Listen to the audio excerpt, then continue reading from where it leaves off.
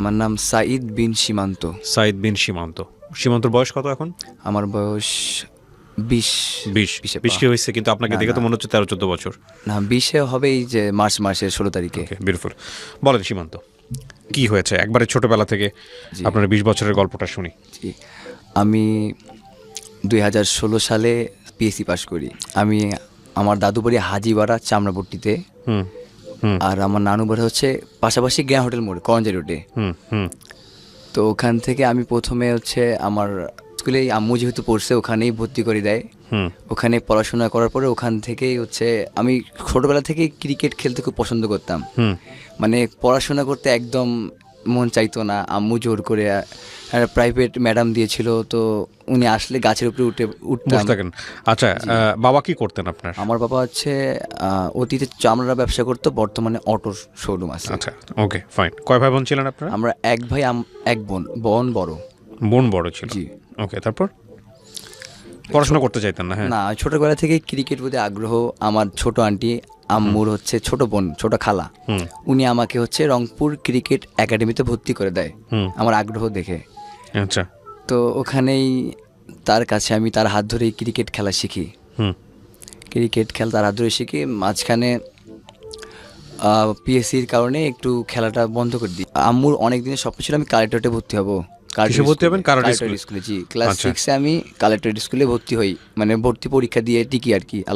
কি স্কুল এটা? Collectorate school, Rangpur. আচ্ছা, এই স্কুলটা কি খুব ভালো স্কুল? রংপুরের মধ্যে এটা ভালো। জি, তো আমি ক্লাস 6-এ কালেক্টরেট স্কুলে ভর্তি হই। ক্লাস 6-এর শেষে ক্লাস 7-ও ওইখানে আবার মানে পাশ করে ক্লাস 7-ও কালেক্টরেটে ভর্তি হই। তো ক্লাস 7-এর শেষের দিকে একটা মেয়েকে আমার ভীষণ ভালো লাগে। কি কারণে ভালো লাগে? কি হয়েছে ঘটনাটা একটু বলেন তো, কিভাবে তাকে দেখলেন প্রথম দেখা? আমি সিঁড়িতে উঠতে গিয়ে হঠাৎ সেই মেয়েটাকে দেখে আমার ভীষণ ভালো লাগে।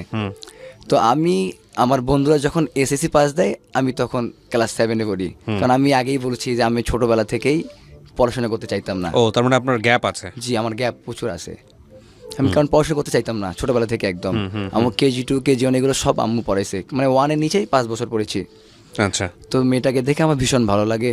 তো বন্ধুদের দিয়ে বলি, আর মেয়েটা আবার পড়াশোনা অনেক ভালো, আর আমি আবার একদম পড়াশোনা পারি না। আপনারই ক্লাসমেট ছিল? যে আমারই ক্লাসমেট। ওকে। আমি পদ্মায়, সে তিস্তায়। ওকে। তো ও তার পিছনে প্রায় 4-5 মাস 6 মাস ঘুরি, কিন্তু মানে কিভাবে ঘুরতে থাকেন? মানে বলি আর কি অনেক দেয়, কিন্তু বিভিন্ন জায়গায় আওয়াজ থেকে নক দিতেন তাকে? জি, বন্ধুদের দিয়ে। কিন্তু আমি খেলাধুলা সবসময় প্রথম ছিলাম। স্কুলে হয়ে অ্যাথলেটিক্স খেলতাম, আরও যেগুলো খেলা হয় ক্রিকেট খেলি স্কুলের হয়ে। তো যখন আমি স্কুলে প্রথম হতাম তখন আমাদের স্কুলে মানে সম্মাননা দিত সবার সামনে প্রিন্সিপাল হাত থেকে। তো হয়তো বা এগুলা দেখেই সেও রাজি হয়ে যায়। জি, মানে হচ্ছে আমি তার পিছনে সবসময় ঘুরঘুর করতাম। মানে সে বলতো যে না ভাই, আমি এগুলা করব না, কারণ আমি পড়াশোনায় আমাকে করতে হবে। তার ইচ্ছা সে ডাক্তার হবে। জি। তো অনেক বলার পরেও সে রাজি হচ্ছে না। তো আমিও তো নাছর বান্দা, আমি ছাড়বো না। তাকে আমার অনেক ভালো লাগছে, সে অনেক ভালো মেয়ে, পর্দাশীল, নামাজ কালাম পড়ে। তো আমি তারপরে দেখতেছি যে একটু পড়াশোনায় আগ্রহী হচ্ছি, পড়াশোনা করতেছি, মানে কোচিংয়ে ভর্তি হচ্ছি। মানে সে যদি পড়াশোনা করি তাহলে সে রাজি হবে। তো কোচিংয়ে ভর্তি হইলাম, একটু পড়াশোনায় মন দিচ্ছি। আর স্কুলে আগে খুব একটা যাইতাম না, তার কারণে রেগুলার স্টুডেন্ট হইলাম। হওয়ার পরে স্যারকে মোটামুটি হালকা একটু হইলেও পড়ে দিতে পারি, হোমওয়ার্ক করা শুরু করলাম। এইসব জেনে তার বান্ধবী দিয়ে অনেক বলার পরে মানে সে বললো যে রিলেশনে যাবে না, সে ফ্রেন্ডশিপ করবে। ওকে। ফ্রেন্ডশিপ করার পরে আমার বন্ধু নাজি আর লামিম আমাকে ফেসবুক আইডি খুলে দিল। আমি কিন্তু ফোন চালাইতে পারতাম না, বাটন ফোনও চালাইতে পারতাম না ক্লাস 7-এ, অ্যান্ড্রয়েড ফোনও চালাতে পারতাম না। ক্লাস 7-এর শেষে আমার বন্ধু নাজিম আর লামিম আমাকে অ্যান্ড্রয়েড ফোনে আমার একটা আইডি খুলে দিল ফেসবুকে। জি, সিকে সাঈদ বিন সীমান্ত আইডির নাম। তো আমি বললাম ঠিক আছে, শুধু আমি থাকবো আর মানে যাকে পছন্দ সে থাকবে। কিন্তু সে বলতেছে না, সর্বনিম্ন 10টা বা 5টা ফ্রেন্ড রাখবে। তো আমি বললাম আচ্ছা 10টা বা 5টা ফ্রেন্ড তোরা নিয়ে হবে। এইভাবে তারপর তো যখন আইডিটা খুলে দিল তখন আমি আইডির মধ্যে আসক্ত হয়ে গেলাম। মানে সারাদিনে তো মানে সবসময় ওয়েট করতাম যে সে কখন লাইনে আসবে, এই ফেসবুকে আসবে। জি, সে মানে ওই ফেসবুকে ঢুকেই খালি একটাই, পড়াশোনা করি আর মাঠে যাই না যাই তখন একটাই চিন্তা, সে কখন আসবে, একটু কথা বলবো, একটু রিপ্লাই দেবে। জি, একটু ফেসবুকে কি কল করতেন নাকি ইনবক্স করতেন? ইনবক্সে এসএমএস ইনবক্স করতাম। করতেন, ওকে। তো এইভাবেই ফ্রেন্ডশিপ থেকে সে একদিন হঠাৎ বলল আচ্ছা চলে আমরা কোথাও ঘুরতে যাই। সেই প্রস্তাব দিল, জি। তখন আপনাদের মধ্যে সম্পর্ক হয় নাই নাকি শুধু খালি মানে ফ্রেন্ডশিপ আছে? জি। ওকে। তো আমি বললাম আচ্ছা, আমি তো বললাম এ তো দেখি মেঘ না চাইতেই বৃষ্টি। হুম তো আমি বলার আগেই তুমি বলে দিলা। বললো তো আমরা তো জাস্ট ফ্রেন্ড। হুম গিয়ে আমি সব বললাম যে আমি তো তোমাকে অনেক পছন্দ করি, আসলে আমি ফিউচারে তোমাকে নিয়ে অনেক স্বপ্ন দেখি। তখন সে আমাকে বলল আমি আমার বাবা মার বাইরে যাইতে পারবো না, তুমি যদি ভালো কিছু করো তাহলে আমি ভেবে দেখবো, এটাই। হুম তো এই আমার ফ্রেন্ড মানে ও যে এলাকায় থাকে থানার পিছনে, তো ওখানে আমার একটা ফ্রেন্ড, মানে আমি যে মেয়েকে পছন্দ করি ও ওই মেয়েকে পছন্দ করে। আচ্ছা। যখন আমরা ঘুরতে যাই তখন দেখে ফেলছে ওই ছেলেটা, দেখে সোজাসুজি ওই মেয়ের মানে যাকে পছন্দ করি তার বড় বোনকে কল করে। ওই মেয়েটাকে পছন্দ করতো, জি, মানে আমিও যাকে আপনি করি। পছন্দ করেন? হ্যাঁ, দুজনে আমরা Okay. ক্রিকেট খেলি। ওকে। তো সে বড় বোনকে ফোন করছে। জি, যে বলছে যে আপনার বোন সীমান্তর সাথে ঘুরতে গেছে। হুম তো আমি যখন তাজহার জমিদার বাড়িতে গেছিলাম ঘুরতে, নিয়ে ঘুরলাম, তারপর সে কফি শপের সুরুদ্দিনের সামনে গিয়ে ওখানে একটু খাওয়া দাওয়া করলাম। সে খাবে না জোর করে, তাও খাইনি, এটা সব বাসায় নিয়ে আসছি। পরে যখন ব্যাক হওয়ার পরে আমি তো একটু পরে যাচ্ছি ওর সামনে, বলি তুমি স্কুলে ঢুক, আমি ঢুকতেছি। তো ঢুকার পরেই দেখছি যে আমি পিছনে আসি পানি খাচ্ছি, তো দেখছি ওর আম্মু দেখে ওকে একটা ঠাস করে একটা থাপ্পড় দিল। তো প্রথম দিন অনেক দেখা হওয়ার জোরে। পরেই মানে বাইরে তুই কোথায় গেছিলি আমাকে না বলে গেছিস কেন, হেভি। আর আমি তো কান্নাকাটি শুরু করে দিলাম। তারপর খাওয়ার পরে? জি, মানে আমাকে থাপ্পড় মারিনি, ওনার মেয়েকেই মারছে। ওটা দেখার পর আপনি কান্নাকাটি? আপনাকে জি। দেখছে? আমাকে দেখেনি উনি। আপনাকে দেখেনি। আচ্ছা, তারপর? তো আমি 4 তলায়, তো আমার বন্ধুরা আমাকে তুললো, আমি ভেঙে পড়ছি অনেক, কারণ ওকে মারছে আমার সামনে। তারপর থেকে ওকে আর স্কুল আসতে দিচ্ছে না ওর আম্মু।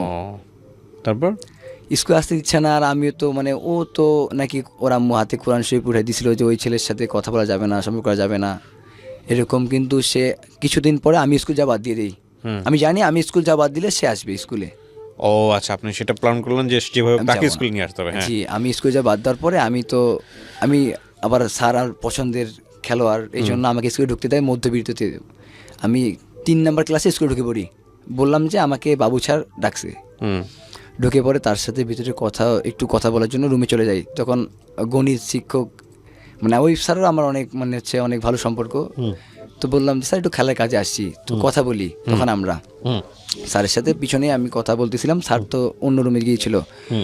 তখন মানে হচ্ছে দেখার কারণেই আমার সাথে কথা বলতে মানা করছে, যে মানে আমার সাথে একদম টোটালি মিশতে মানা করে দিছে ওর আম্মু।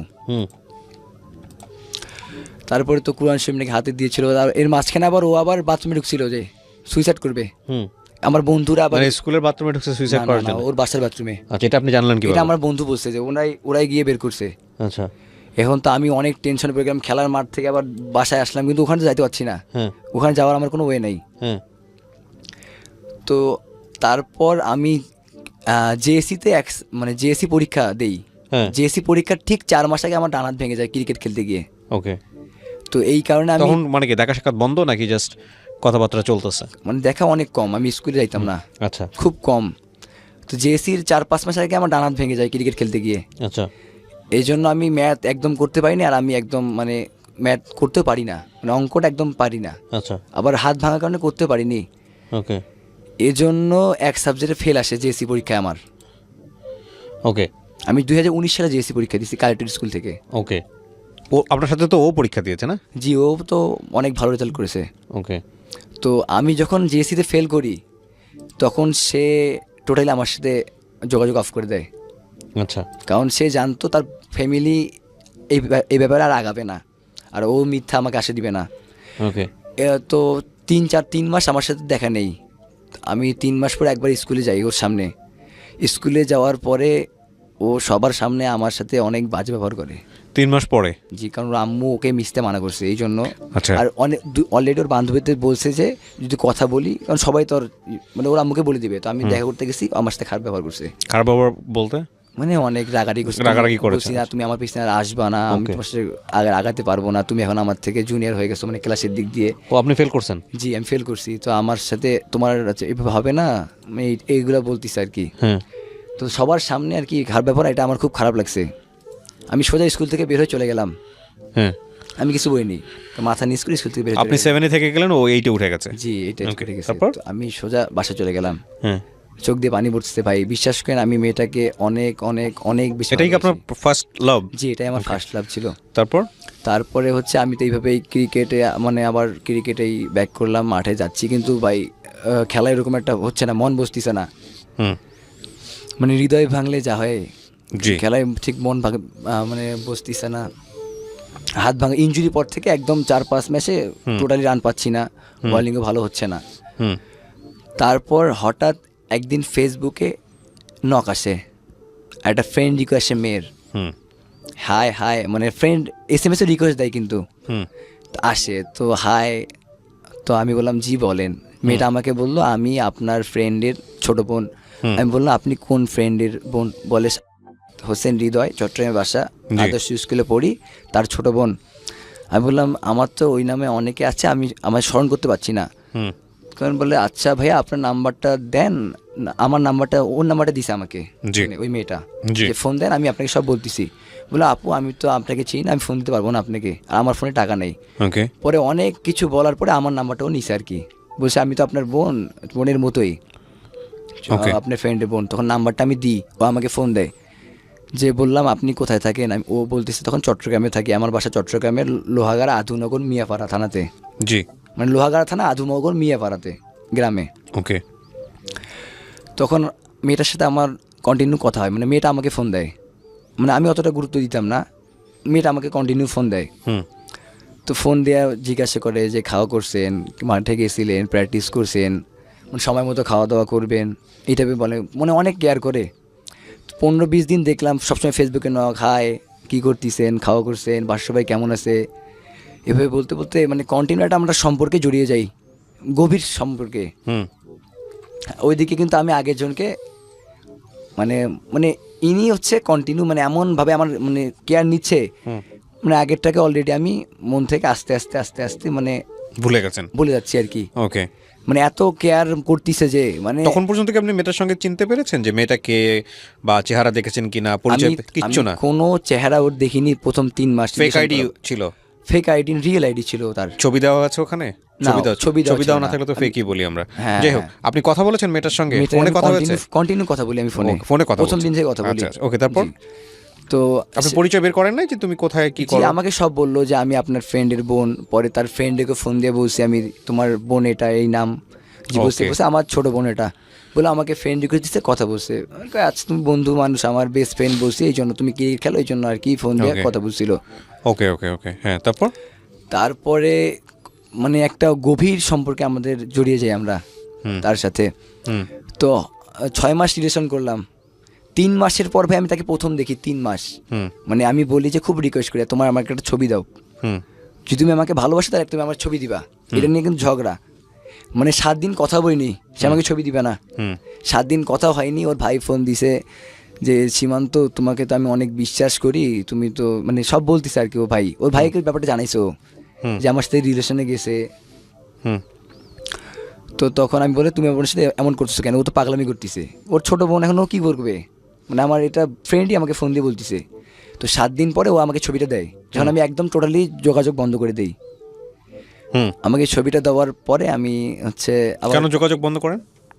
মানে আমি রাগ হয়েছি যে আমি করতেছি না, যে তোমার একটা আমাকে ভালোবাসা একটা ছবি দিচ্ছ না। ও আচ্ছা আচ্ছা, মানে ছবিটা না দেওয়ার কারণে একটা মানে আমাদের মধ্যে ঝগড়া। কারণ তুমি আমাকে দেখলে বলতেছে যে আমি দেখতে একদম ভালো না, তুমি আমাকে দেখলে পছন্দ করবা না, তুমি আমার সাথে যোগাযোগ নাও করতে পারো, এগুলো ভয় পাচ্ছে। আমি বললাম তুমি যেমনই হোক না কেন আমার কোনো সমস্যা নেই, আমি তোমাকে ভালোবাসি, তোমাকেই ভালোবাসবো। তারপরে ছবিটা আমাকে দেয়, ঠিক আমাদের রিলেশনের 6 মাস হতে যাচ্ছে, মানে একদম রাত, মানে দিনে 2000 SMS লাগতেছে ভাই আমাদের, ফোন SMS। আচ্ছা, ফোনে SMS কিনে ওকে কিনেছি, আমি করতেছি সারাদিনে, শুধু ওর সাথে কথা হচ্ছে ফোনে। আচ্ছা, তারপর 6 মাস পরে আমাকে সে বলে যে সীমান্ত, আমার খালাতো ভাইয়ের সাথে আমার বিয়ে ঠিক হয়ে গেছে, তুমি আমাকে এসে চট্টগ্রাম থেকে নিয়ে যাও। এই সেকেন্ড মেয়েটা? জি, সেকেন্ড মেয়েটা। ফার্স্ট যে মেয়েটা সে ক্লাসে উঠে গেছে তার সাথে আপনার কোনো যোগাযোগই নাই? তার সাথে আমার থেকে ওই থেকে যোগাযোগ নেই, আমাকে অপমান করার পর থেকে আমি তার সামনে আর যাইনি। আর যে মেয়েটার সঙ্গে আপনার বর্তমান সম্পর্ক, ফেসবুকে পরিচয় আমার সাথে। ওই মেয়েটা কোন ক্লাসে পড়তো? ও অলরেডি SSC পাস করছে। ও কি জানতো যে আপনি ক্লাস 7 এ পড়েন? জি, আমি 8 ফেল এটা বলে দিছি ডাইরেক্ট। তারপরও আপনাকে পছন্দ করতেছে? তারপর পছন্দ করছে, নক করতেছে। তারপর তো তো আপনার যে বয়সে বড় ছিল মেয়েটা? না, আমার থেকে 2 বছরের জুনিয়র। আর আমি তো আগে বলছি আমার গ্যাপ গেছে। হ্যাঁ, তারপর আমি তো কি বলবো, আমি হঠাৎ করে এটা শুনে একদম প্রথম ধোকা খাইছি। দ্বিতীয়টাকে মানে যাকে আমি ভালোবাসি তাকে আমি পাই নাই, যে আমাকে ভালোবাসে আমি তার হতে চাই, মানে তার আমি যেন তার ভালোবাসাকে যেন অমূল্য না হয়। মানে আমি যাকে ভালোবাসি ভাই আমি কিন্তু তাকে পাইনি, যে আমাকে ভালোবাসে সে যেন তার ভালোবাসাটা পায়। আমার মাথায় এটা, কারণ আমি ভালোবাসার বিচ্ছেদের কি দুঃখ সেটা আমি পাইছি। তো আমি এখন কি করবো, আমার কাছে 3,000 টাকা ছিল, আমার বন্ধুর ও আমাকে 1,000 টাকা দেয়, আর 2,000 টাকা আমার খেলার গিয়ার্স বিক্রি করে দিয়েছিলাম, মোট 6,000 টাকা। আমার চাচা ওনার বাস আছে চট্টগ্রামের, তো আমি বুদ্ধি করে বলি যে চাচা আমার চট্টগ্রামে খেলা আছে। ওকে, আমরা যেখানটায় ছিলাম, আপনি ও থাকতো চিটাগাঙে আর আপনি থাকতেন কোথায়? রংপুরে। ওর বাসা থেকে আমার বাসা 680 কিলোমিটার ডিস্টেন্স। হ্যাঁ, তো আপনি চট্টগ্রাম থেকে আরো 100 কিলোমিটার দূরে। আপনি ওকে নিয়ে আসার চিন্তা করতেছেন কি হিসেবে, মানে বিয়ে করবেন? যে আমি ওকে বিয়ে করবো। এই দ্বিতীয়বার আমি। কত সালের ঘটনা এটা? এটা হচ্ছে 2020 সাল। এই তো কদিন আগের ঘটনা। বিয়ে করবেন, খাওয়াবেন কি করতেন আপনি ওই সময়? আমি ওই সময় কিছু করতাম না, শুধু ক্রিকেট খেলে। ফেল করে কি আপনি লেখাপড়া ছেড়ে দিয়েছেন ওই সময়টাতে? আমি ফেল করার পর ওটাই পড়া ছিল শেষ। আর পর যান না স্কুলে? না, স্কুলে যাই না, কিন্তু স্কুলে ভর্তি দেখাই, স্কুল লিগ খেলি, শীতকালীন উইন্টার স্কুল এগুলো টুর্নামেন্ট খেলি। স্কুলের হয়ে খেলেন? জি, স্কুলে হয়ে খেলি, ভর্তি বিভিন্ন জায়গায় খেলেন। আচ্ছা, তো এই আপনি আপনার পিএসসি তে রেজাল্ট কি ছিল? 4.58। ভালোই তো ছিল রেজাল্ট। জি, ওই যে লেখাপড়া করতেন না? বাপ মাই কিছু বলতো না আপনাকে?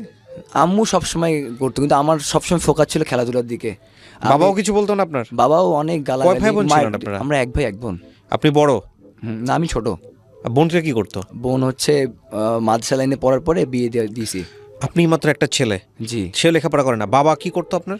বর্তমানে অটো রিক্সা, ব্যাটারি, একটু আগে বলতেছিলেন। হ্যাঁ, তো আপনাদের তো পড়াশোনার না হওয়ার তো কোনো কারণ আমি দেখি না। লেখাপড়ার মানে করার জন্য টাকা পয়সার কোনো অভাব নাই, বাবা বিজনেস করতেছে, খাওয়া দাওয়া কোনো কিছুর অভাব নাই।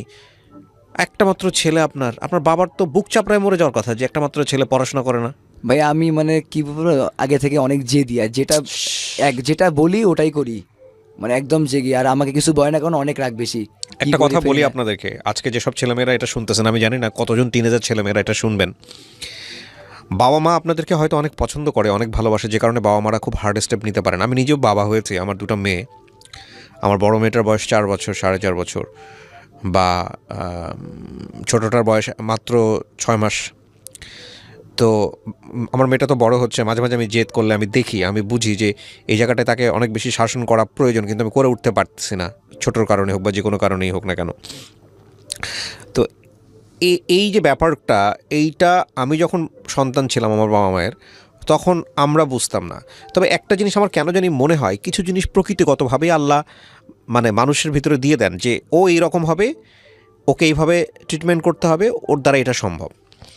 আর সবাই আসলে বাধ্যনুগত হয় না, সবাই আসলে খুব বেশি বাবা মা ভক্ত হয় না, সবাই আসলে একরকম হয় না।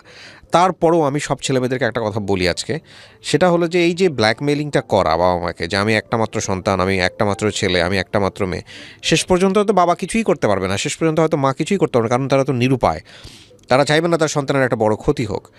কিন্তু এটা ঠিক যে এটা আসলে আপনার বাবা মাকে আপনি যে বাধ্যটা করলেন, এটা যে আপনার জন্যে কত বড় ক্ষতি, আপনার নিজের জন্য কত বড় ক্ষতি, এটা জীবনে যখন আপনি বুঝতে পারবেন, তখন আর আপনার পিছন দিকে ফিরে নিজেকে কারেকশন করার কোনো সুযোগ থাকবে না। শোনেন আপনারা গল্পটা, তারপর কি হলো? আমি 6,000 টাকা ম্যানেজ করলাম। কার কাছ থেকে নিলেন এই টাকাটা? আমার কাছে 3,000 টাকা ছিল। আচ্ছা। আমার ক্রিকেটের খেলার জিনিস 2,000 টাকায় বিক্রি করলাম, আর 1,000 টাকা আমার বন্ধু আফরাজের কাছ থেকে নিলাম। এই 6,000 টাকা বন্ধু জানতো যে আপনি কি করতে যাচ্ছেন? জি, আমি ওকে বলছি। হ্যাঁ, তারপর এখন তো ও জানে যেটা আমি বলছি ওটা করবোই আমি, তো আমাকে দিল ম্যানেজ করে 1,000 টাকা। এই 6,000 টাকা নিয়ে আমি চট্টগ্রামের উদ্দেশ্যে রওনা হলাম। চাচাকে বললাম চাচার কাছে যাচ্ছি ফ্রিতে, বলছি আমার চট্টগ্রামে খেলা আছে। তো আমি প্রায় 18 থেকে প্রায় 19 ঘন্টা চট্টগ্রাম থেকে ভাই, আবার কিন্তু 100 কিলোমিটার লোহাগাড়া। এর আগে তো আপনি যান নাই কখনো? কোনোদিন নাই, ফার্স্ট টাইম। আচ্ছা। তো আমাকে বাস গিয়ে নামাই দিল অলংকারে, আমি কিছু চিনি না, আমি কোথায় যাব। আমি ফোন দিচ্ছি, একে জিজ্ঞাসা করতেছি, ওকে জিজ্ঞাসা করতেছি যে ভাইয়া লোহাগাড়া থানাটা কোন দিকে, কেউ চিনতেছে না। পরে একটা সিএনজিএল আমাকে বললো যে ভাইয়া এখান থেকে তুমি প্রথমে নিউ মার্কেট যাবা, নিউ মার্কেট থেকে ওইখানে তুমি অটোওয়ালাকে জিজ্ঞেস করলে নিউ ব্রিজের গাড়ি পাবা, ওই কর্ণফুলী ব্রিজ থেকে তুমি সরাসরি বাস পাবা হচ্ছে লোহাগাড়ার আদিনগরের। তো ভাই আমি তো আর কোনটা লোকাল বাস কোনটা মেল বাস বুঝতেছি না, আর ও অলরেডি কিন্তু আমি চট্টগ্রামে গেছি, ও বাসা থেকে বের হয়ে গেছে, আমাকে ফোন দিচ্ছে আচ্ছা। যে আপনি কোথায়, একটু তাড়াতাড়ি আসেন, আমি তো বের হয়ে গেছি, আমাকে খোঁজাখুঁজি অলরেডি মানে শুরু হয়েছে। হুম তো আমার ওই জায়গাটা যাইতেই 4 ঘন্টা লেগে গেছে, লোকাল বাসে উঠছি আমি। তো ওখানে আমি গিয়ে আমিরাবাদে নেমে পড়ি। হুম আমিরাবাদ থেকে একটা নেই সিএনজি, মানে একটা পিক আপ নেই, পিক আপ গাড়ি বলে লেগুনা বলে যে। হুম তো ওটা একদম নেই, রিজার্ভ নিয়ে নেই যে ভাই আমি আপনাকে 500 টাকা দেবো, শুধু লোহাগাড়া যেয়ে একটা আমার বোন কিনে চলে আসবো।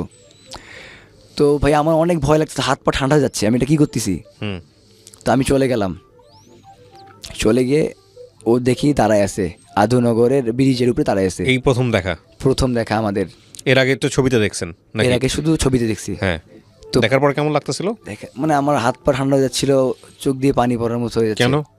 মানে যাকে ভালোবাসি তাকে প্রথম দেখলাম, আচ্ছা, ওকে। মানে ও এত সে তো আমাকে ধরে কান্নাকাটি করতেছে। হুম ওকে। এখন বলতেছি যে সিএনজি এলাকে একটু আপনি তাড়াতাড়ি চলেন। আর উনি কিছু বুঝতে পারছে, বললাম কিছু আপনি ব্রেক করছে, আমি তাড়াতাড়ি টানেন, আমি একটু রাগ দেখাচ্ছি যে টাকাটা 500 টাকা দিলাম যে আপনি নিয়ে একটু তাড়াতাড়ি চলেন। হুম তো উনি আবার কি করছে, ওরা নেওয়ার পর যাত্রী তুলতেছে। আচ্ছা। এখন মেজাজ খারাপ হচ্ছে, কিছু বলতেছে না, যাত্রী তুলছে উনি, কিন্তু রিজার্ভ নিছে আমি। হুম তো এরকম করতে যাত্রী যাত্রী লোকালে নিয়ে যাচ্ছে। তো ওখানে আমি আমিরাবাদের সিএনজি ওই লেগুনিতে করে যে আমিরাবাদে নেমে গেলাম। হুম। আমিরাবাদ থেকে একটা বাস নিলাম হুম ওই যে কর্ণফুলী ব্রিজের উদ্দেশ্যে। হুম হুম কর্ণফুলী ব্রিজে নিলাম। তো ওখানে আমরা মানে আমি ভাই টানা কিন্তু 24 ঘন্টা জার্নি চলতেছে আমার, হুম কোনো রেস্ট নাই, টানা 24 ঘন্টা জার্নি করতে আছি আমি। জি। আমিরাবাদ গাড়িতে উঠে আমরা কর্ণফুলী ব্রিজে নামলাম, ও- নেমে একদম ভিতরে একটা, আমি বাসের নামটা জানি না, একদম ভিতরে ঢুকলাম। হুম মানে রংপুরে বাস নিব, শ্যামলী কাউন্টার, অনেক চট্টগ্রাম শহরে অনেক ভিতরে ঢুকছে একদম। আমি রিক্সাওয়ালাকে বলছি যে আমাকে একদম ভিতরে কোথায় কাউন্টার আছে রংপুর নিয়ে যান। আচ্ছা। তো রিক্সা ভাড়া দেওয়ার পর রিক্সাওয়ালা বললাম 200 টাকা দিচ্ছি, আমার একটা ভিতরে কাউন্টারে নিয়ে যান। তো আবার ভাই যে এই মাঝখানে আমিরাবাদ থেকে চট্টগ্রামে আসার মাঝখানে আমাদের বাসে 2টা পুলিশ উঠছে। আচ্ছা, টেনশনের বিষয়। হ্যাঁ আমি তো শেষ, আরও আমার গা পা ঠান্ডা হচ্ছে ভাই, বিশ্বাস করেন মানে এত ভাই জীবনে পাইনি আমি। হুম কিন্তু মুখের জোর আছে। তো আমাদের পুলিশে বলছে তোমরা কোথায় যাচ্ছ, চট্টগ্রাম ভাষায়। আমি বললাম কি বলে, আমি বললাম যে বোন কি বলে শোনো তো, মানে আমার যাকে নিয়ে পালাচ্ছে ওকে বললাম। হ্যাঁ। তখন বলতেছে যে মানে আমরা কে, আমি বললাম এটা আমার চাচাতো বোন, আচ্ছা আমার দাদার 2টা ওয়াইফ, তো একে একটা চট্টগ্রামে থাকে আর একটা রংপুরে, একে আমি রংপুরে নিয়ে যাচ্ছি। আমি অনেক টায়ার্ড, 24 ঘন্টা জার্নি করছি, আমার দাদি অসুস্থ, ও দেখতে যাবে। হুম। তো আপনি যদি কিছু বলার থাকে আমি আমার আব্বার নাম্বার দিচ্ছি, আমার আব্বার সাথে কথা বলেন প্লিজ, আমাকে ডিস্টার্ব করিয়েন না। তো আমি যেভাবে এইটা বলার পরে পুলিশটা নামে গেছে। আচ্ছা, ওকে আর আমার পাশে ছিল আবার পুলিশ ওকে বসা। ওকে। এখন বলছে ভাইয়া তোমাদের ব্যাপারটা বুঝতেছি, ভয় পাবে না, যাও আমি আসি। মানে আমি 4টা সিট নিছি কিন্তু করোনার সময়, হুম। করোনার সময় 4টা, মানে 2জন এক সিট বসা যাবে না। ও ফাঁকা রেখে? জি, তো আমার 2টা সিট ফাঁকা আছে, ওটা পুলিশ বসতে দিয়েছি। ওকে। তো এই জন্য উনি বলছে ভাইয়া সমস্যা নাই, যাও, আমি তোমার ব্যাপারটা বুঝতে পারছি, হ্যাঁ। আমি আসি। আচ্ছা, তো তারপর? আমরা আসতেছি, আমি কিন্তু ভাই বাসে গভীর ঘুম, এদিকে সে বমি করতে করতে শেষ, অনেক অসুস্থ, কিন্তু আমার কোনো সেন্স নাই, আমি ঘুম। জি। এখন সে বলতিছে, শুনতেছি যে আমি কার সাথে পালাচ্ছি, সে আমি মরে যাই তার কোনো হুঁশ জ্ঞান নেই, সে বলতিছে কিন্তু রাগ, কিন্তু আমি এদিকে মরা মানুষ, টানা 30 ঘন্টা অলরেডি জার্নি করতেছি আমি। হুম। ভাই রংপুর থেকে 680 কিলোমিটার দূরে আমার যাকে নিয়ে পালিয়েছি তার বাসা। হ্যাঁ। মানে ওখানে গিয়ে 2টা মিনিট আমি রেস্ট করার সুযোগ পাইনি, রাইট। ওখান থেকে আবার শুরু তাকে নিয়ে আসছি। ওকে, তারপর? তার সাথে ভাই প্রথম দেখা তখনই হলো আমার। তারপর আমি সোজাসুজি ওকে নিয়ে নামলাম, মানে ও আবার ভালো রেসপন্স পায়, ভালো কিছু পড়েনি, শুধু নিচে হচ্ছে জন্মসনদ নিচে, 2 কিছু নিচে, বিয়ে করতে যা যা লাগে আর কি, ওগুলো নিতে বলছিলাম, ওগুলো নিচে। তো আমি ভাবতেছি এখন তাকে নিয়ে যাবো কোথায়, প্রথমে বাজারে নিয়ে এসে ওকে কাপড় কিনে দিলাম, বাসায় যেহেতু নিয়ে যাবো, হুম। ওকে ওড়না কিনে দিলাম আর জুতা কিনে দিলাম। ওড়না মনে হয় কিনে দিছে, জুতা কিনছে সেটাকে আমার মনে পড়তেছে না, এটা মানে কিনে দিলাম সালেম মার্কেট, ওই জামাল মার্কেট থেকে, দিয়ে বাসায় নিয়ে গেছি। আমার আম্মু মূর্তি মতো তারা আছে, নানি বলছে কিরে সীমন্ত এটাকে তুই কী করছিস। হুম। আমি বললাম আমি এখন ঘুমাবো, এটা হচ্ছে আমার বউ। কই বিয়ে করলি কবে, কই বিয়ে করি নাই, বিয়ে করবো, এখন তোমরা বিয়ে দিবা। নিয়ে ঢুকে গেছেন এভাবে? হ্যাঁ বাসায় নিয়ে গেছি। তারপর? এখন আমি গোসল করতেছি, আমি বললাম একেবারে মূর্তি মতো দাঁড়ায় না হয়ে একটু কাপড় আসে না, একটা জামা দাও। আম্মুকে বলতেছি, আম্মু কান্না করতেছে, নানি এদিকে কান্নাকাটি শুরু আপনি করছে। মূল এক কথায় হচ্ছে অবাধ্য সন্তান ছিলেন, এটা বোঝা যাচ্ছে। সরি, আমি কিছু কমেন্টস করবো, আপনি মন খারাপ করেন না। আপনার মাকে এটা বলার পরে আপনার মা যদি কান্না করে, মানে দু চারটা থাপ্পড় যদি না মেরে যদি কান্না করে থাকে তাহলে বুঝতে হবে যে আপনার বাপ মা হেল্পলেস ছিল আপনার প্রতি। মাঠটার দেয়নি ওই সময়টাতে? আব্বু এসে মার দিছে। সেটা আব্বু তো দিবে, মা হলে তো আমি তো মা জায়গা থাকলে তো দিতাম। সরি, এটা যদিও গণমাধ্যম লক্ষ লক্ষ মানুষ এটা শুনতেছে, ফাইন। তারপরে কি করলেন আপনি? তো আব্বুকে ফোন দিল, আর আম্মু মানে কোমরের সমস্যা, তো ওইভাবে কোমরের হাড় ক্ষয়, মানে এই জন্য আর কি ওইভাবে উত্তেজিত হয়ে গেলে উনি অসুস্থ হয়ে পড়বে, মানে মেরুদণ্ডের হাড় বাড়ছে আর কোমরের হাড় ক্ষয়। আচ্ছা, তারপরে কি হলো? তারপর কি হলো? তো আসার পরে আব্বু তো কয়েকটা মার বসে দিল। তো আমি বলছি মারি ফেললে কিছু হবে না, আমি নিয়ে আসছি, আমার বিয়ে দিতে হবে। তাছাড়া ওই নেয় ওর আব্বু, আমি বলছি যে ওর আব্বু লালমনিরহাটে, ওনাকে ফোন দিয়ে বলো যে মানে আমার ওয়াইফকে আমি নিয়ে আসছি। ওকে নিয়ে আসছি, তারপরে আমি হচ্ছে গোসল টোসল করে ঘুমাই পড়লাম। তো ও আম্মুর সাথে আছে, কথাবার্তা বলতেছে, আম্মু তো কান্নাকাটি করছে, ও কান্নাকাটি করতেছে যে আমি যাবো না, আর আমাকে আপনি মারি ফেলেন, আমি যাবো না বাসায়, মানে যাকে নিয়ে আমি চলে আসছি। ও বলতেছে আমাকে মারি ফেললাম, যাবো না, আমি সীমার সাথে থাকবো। আর আমি এদিকে ঘুমাচ্ছি, কারণ আমি তো ভাই টানা 36 ঘন্টার মতো জার্নি করছি, 36 থেকে 40 ঘন্টা। একটু পরে আমাকে আম্মু ডাকতেছে যে উঠো, ওই মেয়ের বাবা আসছে। ও আবার মানে রংপুরে চাকরি করতো, উনি কৃষিতে, মানে ওরা কিন্তু রংপুরে ছিল, সঙ্গে সঙ্গে চলে আসছে। হ্যাঁ, মানে ওর আব্বু লালমনিরহাটে ছিল, আর ও কিন্তু রংপুরেই পড়তো আদর্শ স্কুলে, কিন্তু মানে ওর দুই ভাই বোনে পড়তো, এখান থেকে এসএসসি পাস করছে, 9-এ ভর্তি হয়েছিল। কিন্তু আমি রংপুরে থাকা অবস্থা আমার সাথে সম্পর্ক ছিল না, আর আমি চিনতাম না। চট্টগ্রামে যাওয়ার পরে তার সাথে আমার পরিচয় হয়েছে। তার বাবা আসার পরে আম্মু আমাকে ডাকলো, আমি উঠে গেলাম।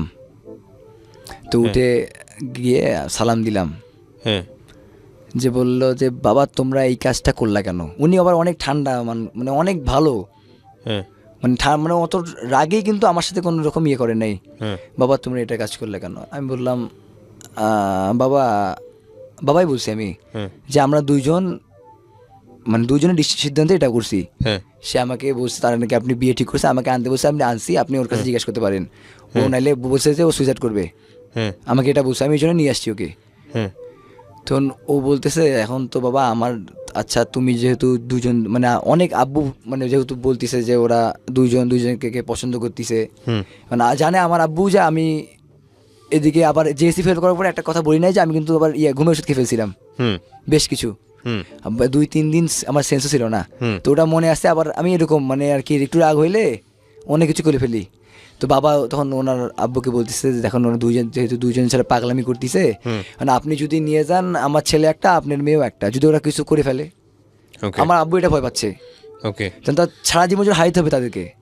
তখন আপনি একটু দেখেন কি করা যায়, আমার তরফ থেকে না নেই, আমার আব্বু বলে দিছে যে আমার তরফ থেকে না নাই, কিন্তু আমি চাই একটু আপনার মেয়ে আপনার বাসায় থাক, আমার ছেলে আমার বাসায় থাক, কিন্তু আমরা এটা মানতেছি না। ও বলছে যে না এটা হবে না, আমি বলছি এটা হবে না, একসাথে যা হবার এখানেই হবে। হ্যাঁ, এখন তো আমাকে ওর বাবা বুঝাচ্ছে, আচ্ছা বাবা আমার তো এলাকায়, ওর আবার এলাকার মানে ওর আব্বু আবার এলাকার সর্দার বলে, মানে কাউন্সিলের মতো আর কি, সর্দার। তো বাবা আমার তো এলাকায় অনেক সম্মান আছে, মানে মান-ইজ্জত আছে, যদি শুনে আমার মেয়ে পালায় চলে আসছে, আর চট্টগ্রামে কিন্তু ভাই এইসব নাই, চট্টগ্রামে এইসব কিন্তু এলাও না। আচ্ছা, তো আমাকে বুঝার পরে বলে যে আমি নিয়ে যাই, আমি তোমাকে কথা দিলাম আমার মেয়েকে তোমার সাথেই বিয়ে দিব, আমাকে মানে সে কথা দিচ্ছে, কিন্তু আমি রাজি হইলেও সে যাবে না, মেয়ে যাবে না। পরে আমি পাশে নিয়ে গেলাম, যে বলছে আরে তোমাকে আমি একবার উঠাই নিয়ে আসছি, যদি তোমাকে আমার সাথে না দেয় আমি আবার উঠাই নিবো, এটা এই বিশ্বাস আছে, তোমার বিয়ে অন্য কেউ দিলে আমি তোমাকে ওখান থেকে উঠে নিয়ে আসবো, একবার জানছি না, বলে হ্যাঁ নিয়ে আসছো, এবার বুঝে ওকে পাঠিয়ে দিলাম। ও কিন্তু আবার টানা জার্নি, বাসায় আমার 4-5-6 ঘন্টার মতো ছিল অনলি, ও থেকে আবার বাবার সাথে আমি পাঠিয়ে দিলাম। তারপর প্রথম 2 দিন আমি ফোন দিচ্ছি, ফোন অফ, আমার মাথা খারাপ হয়ে যাচ্ছে, কি হচ্ছে, ফোন অফ কেন? হৃদয়কে ফোন দিচ্ছি, যে বলছে আমার বোন ঘুমাচ্ছে। আপনার জুনিয়র ছিল না আমার ফ্রেন্ড? আচ্ছা, ক্লোজ ফ্রেন্ড ছিল, মানে বেস্ট ফ্রেন্ড বললেই চলে। ওর ভাই? হ্যাঁ, ওর ভাই, বড় ভাই। ও জানতো সমস্ত কিছু, এগুলো সব জানে, ও জানে, ওর এক মতামত ছিল, ওর সাপোর্ট ছিল, ওর ফুল সাপোর্ট ছিল, কিন্তু পালার বিষয়ে ওকে আমরা কিছু বলি নাই, ওটা কিছু বলি নাই, একদম গোপন। তো দিয়ে যাওয়ার পরে প্রথম 2 দিন কথা হয়নি কারোর সাথে, তো আমার মাথা খারাপ হচ্ছে, আবার হিতে বিপরীত হয়ে গেল নাকি। 2 দিন পরে আমাকে ফোন দিল, মানে এই 2 দিন আবার আমি খাওয়া দাওয়া করিনি একদম, মানে কি হচ্ছে গভীর একদম অনেক টেনশনে পড়ে গেলাম। পরে ফোন দিল যে সব ঠিকঠাক আছে, তোমার সাথে হচ্ছে আব্বু, মানে ওর আবার আম্মু কিন্তু রাজি ছিল না আগে থেকে, ওর সবাই রাজি, ওর আম্মু রাজি না, কিন্তু ওর আব্বু রাজি। তারপর কুরবানি ঈদের মানে আগস্ট মাসের 7 তারিখে বিয়ের তারিখ ঠিক হয় পারিবারিকভাবে? পারিবারিকভাবে ওকে। কথা বলে।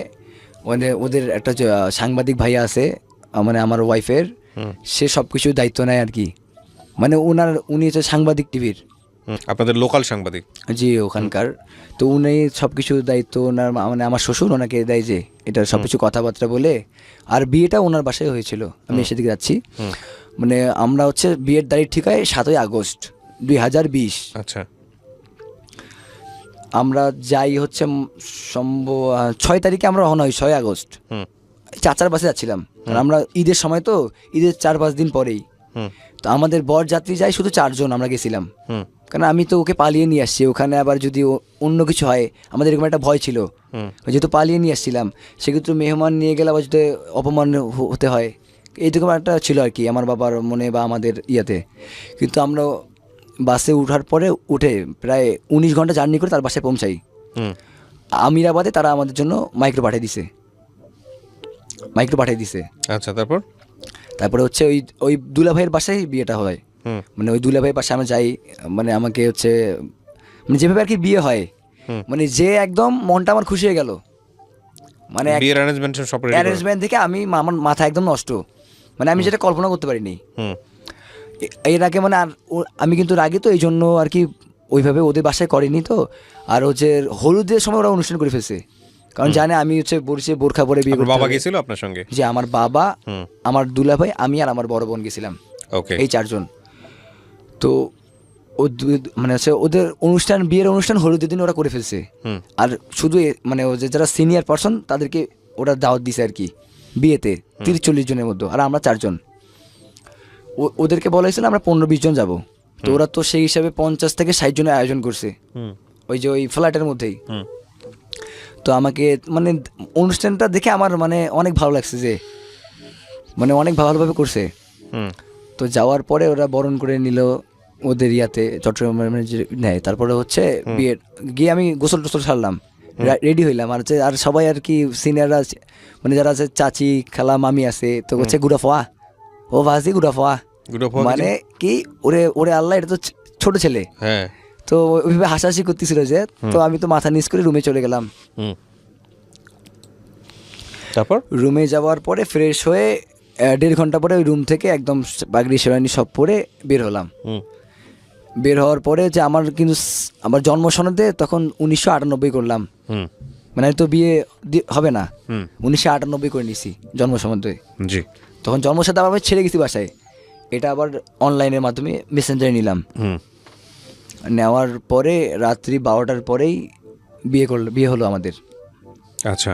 আর এর মাঝখানে আবার দিনমোহর নিয়ে একটু ঘন্টা করে আলোচনা হয়, যেহেতু আমি বেকার। সেক্ষেত্রে বাবা আম্মু বলে দিয়েছে 1 লাখ, আবার আমি কথা দিয়েছি 5 লাখ টাকা করবো। পরে অনেক কথা পরে তো এখানে আমি মাস্টারি করলাম, করে 3.5 লাখ করলাম। বাবা বলছে তুমি বেকার ছেলে। আমার বড় বোনে কিন্তু 2 লাখ টাকা দিনমোহর হয়েছিল। তো এখানে আমি মাতব্বরি করে 3,50,000 টাকা করলাম, মনে হয় 50,000 থেকে 70,000 করছি দিনমোহর। আচ্ছা। তারপরে এটা মিটমাট করার পরে বিয়ে হলো রাত 12টার পরে। বিয়ে হওয়ার পরে মানে যা অ্যারেঞ্জ করছে অসাধারণ, অতুলনীয়। মানে মানে যেটা ভাবছিলাম তার চাইতে 1000 গুণ বেশি ভালো সম্মান করছে। মানে যেটা মনে ভিতরে একটু ছিল ওটা না, মানে আমাদেরকে তারা এত সম্মান করছে যে তাদের প্রতি আমরা কৃতজ্ঞ অনেক বেশি, অনেক। আমার দুলাভাইকে আংটি দিয়েছে তারা, মানে দিনে সম্মান করেছে দুলাভাই, অনেক ভালো আয়োজন করছে। তো তারপরে বিয়ের পরের দিন আমার বাবারা চলে আসে। আর 3 দিনে তো একটা নাকি যেতে হয়, আবার এসে আবার যেতে হয়।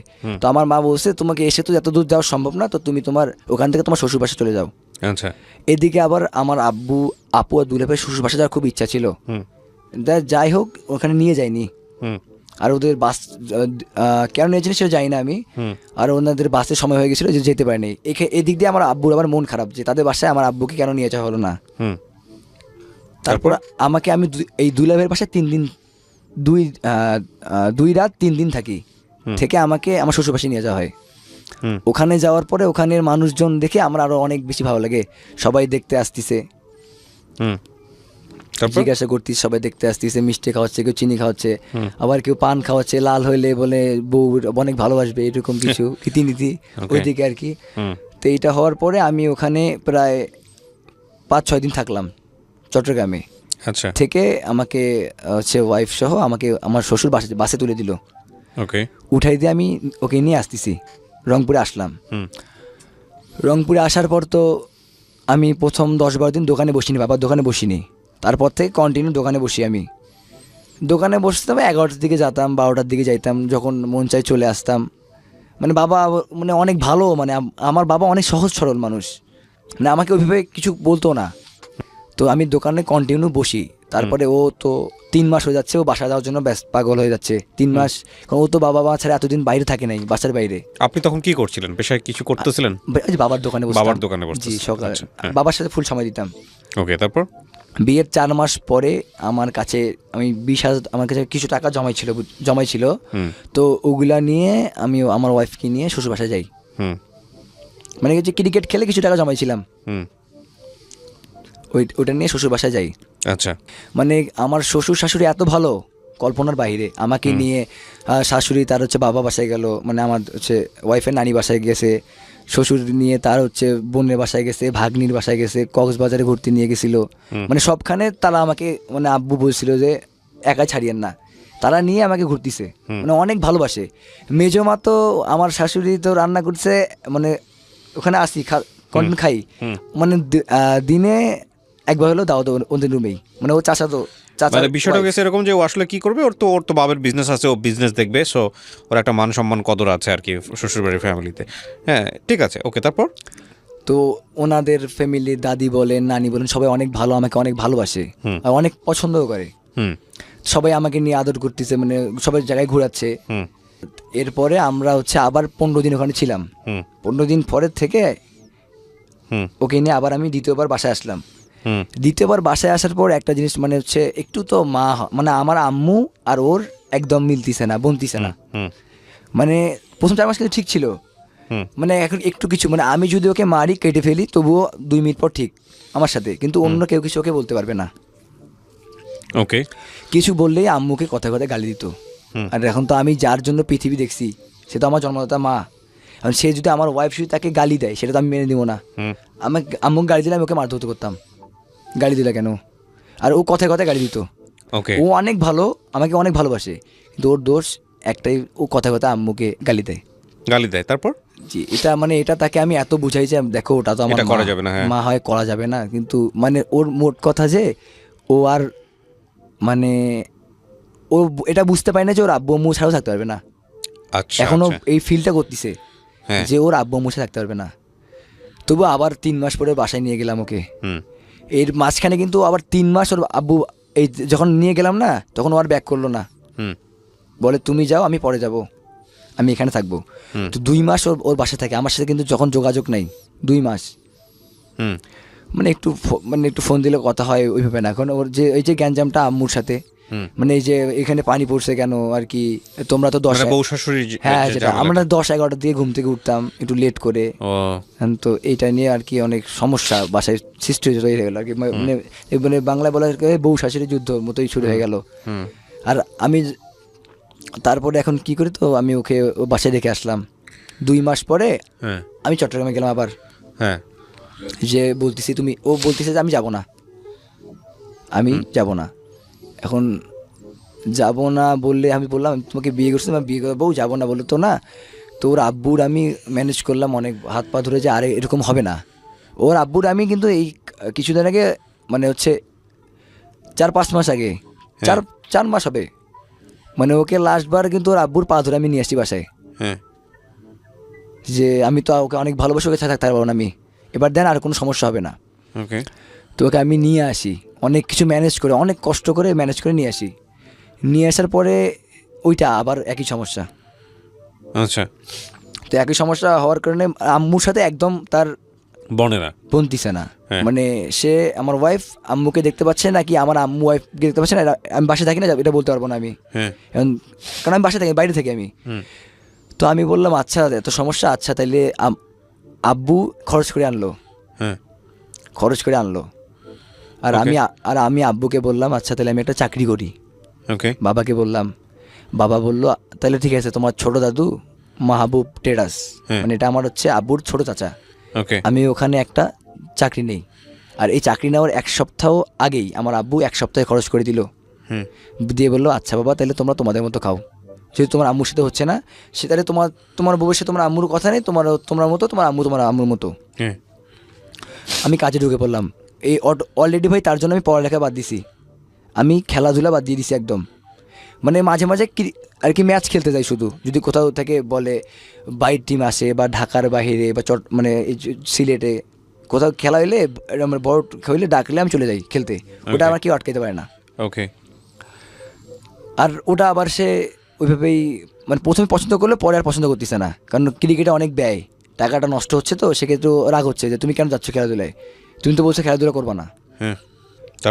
তারপর হচ্ছে আমি সপ্তাহে 1500 টাকার বেতনে দাদুর শোরুমে কাজ শুরু করলাম। মানে সেই শোরুমে আমাকে দোকান খুলতে হয়, সব কাজ এক কথা সব কাজ করতে হয়।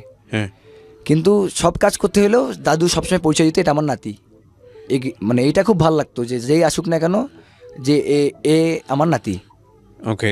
আর এই জন্য আমি মানে ওখানে সব রকম কাজ করতাম, কিন্তু সেটা এনে 4 মাস তার কাছে আমি ওখানে কাজ করছি, মানে সপ্তাহে 1500 টাকা করে দিচ্ছে।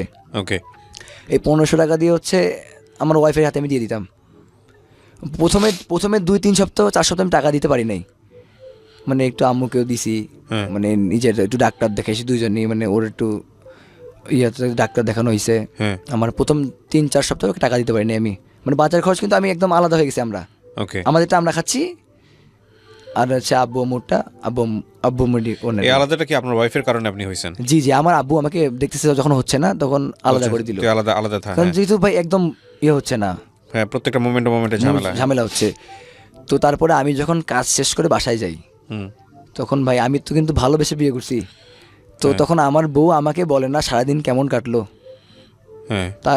একটু খেয়াল করবেন যারা শুনতেছেন, টাকার গান কিন্তু ভাই বিশ্বাস করেন, টাকা দাও এই কথাটা আগে, তুমি সারাদিন কি করছো কি খাইছো এই কথাটা না, আগে টাকা দাও। এই জিনিসটা আমার খুব খারাপ লাগতো, যে তুমি জিজ্ঞাসা করো আমি সারাদিন কেমন ছিলাম। আর ভাই ওখানে সব রকম মানে শোরুমের সব রকম কাজ আমি সামলাই। আর দাদুর একটা ম্যাচও আছে, ছাত্রী নিবাস, ওটা আবার সিট বুক টুক দিতে হয়, ওটা মেয়ে আসলে সব কিছু উঠাই দিতে হয়, ওটা দায়িত্ব আমাকে। ওকে। ওটাও মানে বাসা ম্যাচ আর শোরুম 3টা দায়িত্ব আমার উপরে। কিন্তু আমরা স্টাফ 4জনই আত্মীয়, আর 2টা দাদা আছে, সবচেয়ে বেশি কাজ করতে হয় আমাকে। ওনাদের বেতন 15,000 টাকা করে মাসে, আর আমি তো ছোট, কিন্তু কাজ সবচেয়ে বেশি করতে হয় আমাকে। সম্পর্কে দাদা হইলেও কিন্তু ভাই যখন মানুষ মানে টাকা দেওয়ার বেলায় কিন্তু কোনো সম্পর্ক নাই, ওই সপ্তাহ শেষে 1500 টাকাই। যখন ওয়াইফ ছিল মাঝে মাঝে 1600 দিত, 1800 টাকা দিত। এই যুগে এগুলাটা কিন্তু কিছু না, খেতেই শেষ।